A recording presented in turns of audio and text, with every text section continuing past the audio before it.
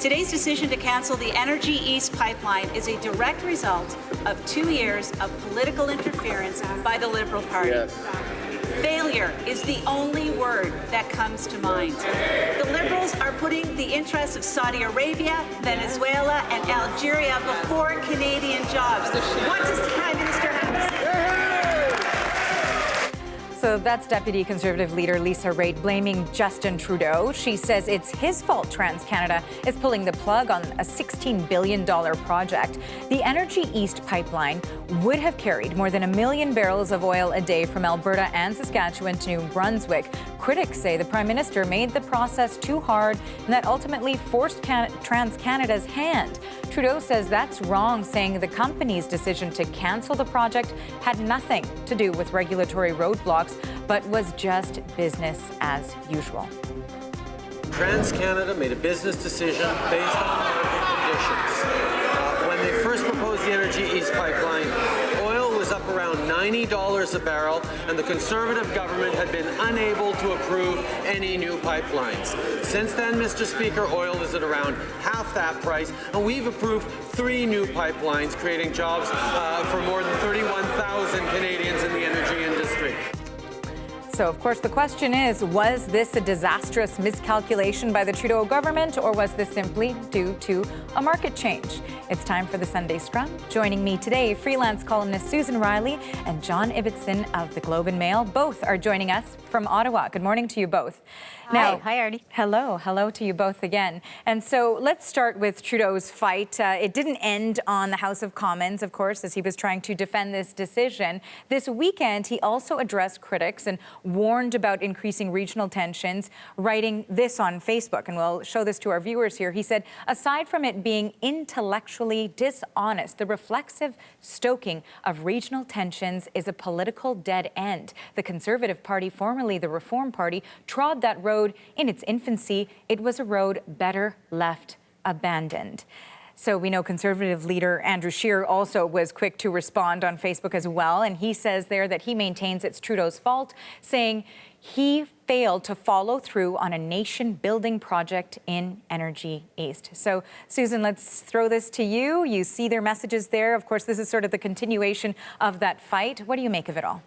Well, first of all, it could be a political dead end for the Liberals, certainly out west, if this dangerous and inflated rhetoric continues on the part of the Conservatives. I mean, I see blame everywhere here in a way, but I believe ultimately that the reason TransCanada pulled the plug was because the price of oil had tumbled. Certainly the increased regulatory requirements would have been discouraging, but I don't think they were the thing that killed the project. I think Trudeau's right. It was the low cost of oil. And one more thing, if I may add, one incredible irony. You know, of course, Trudeau père is blamed for killing the National Energy Program. Part of you know, he was strongly resisted on that.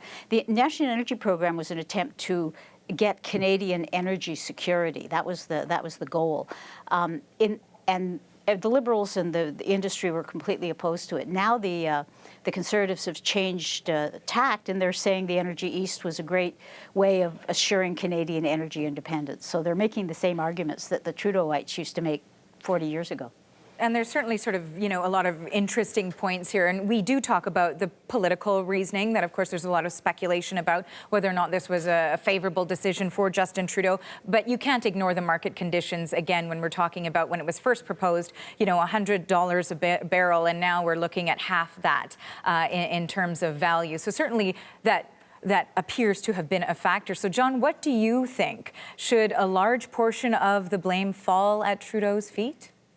Oh, in terms of political and economic reality, well, in terms of economic reality, no. People who are much smarter than me say that the fact that some version of Keystone XL or the Trans Mountain Pipeline to the Pacific will go ahead made Energy East unnecessary. We only need, in this market, one pipeline to Tidewater, and those two have a much better chance of getting done than Energy East. So TransCanada cancelled Energy East. But that's economic reality. Political reality is the government is already in all sorts of trouble over its decision to change the tax regime around small businesses. You add to the fact that one of the major pipeline projects has been cancelled on their watch, and it looks as though the Liberals don't know how to manage the economy.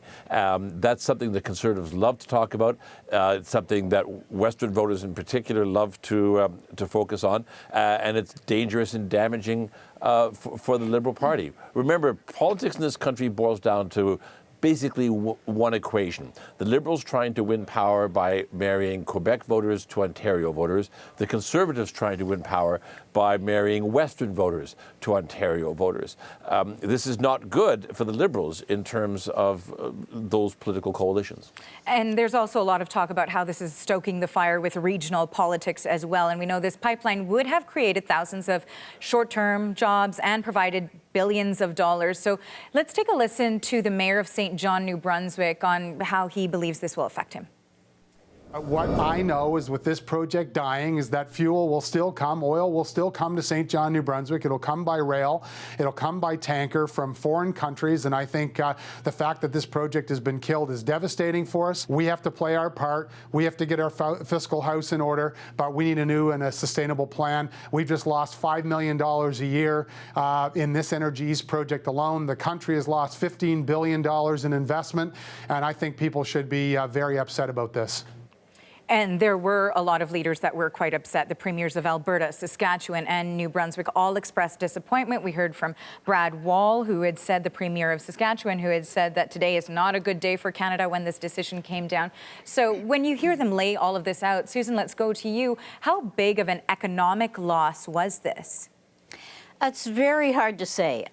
It's very hard to say because the price of oil is in flux. This was a really challenging project from the beginning because of the vast distance that it was covering, and because this bogus argument that somehow all this Alberta oil was now going to be refined in Atlantic Canada and create lasting jobs, not just transitory construction jobs, but lasting jobs. In fact, there isn't the refinery capacity in St. John's to process the hard-to-refine Alberta bitumen. So it doesn't exist. Now, would they have invested billions in that refinery capacity? Perhaps, but given what's happening to the price of oil, given how expensive Alberta oil is, it seems that would be sort of a risky argument. The other bogus argument that the Conservatives have been putting forward is that somehow this Canadian oil was going to replace the oil that Eastern Canada relies on that we import from a number of countries. They always name Venezuela, Nigeria, and so on. But in fact, most of the oil that is imported comes from the U.S. and a significant portion comes from Norway as well.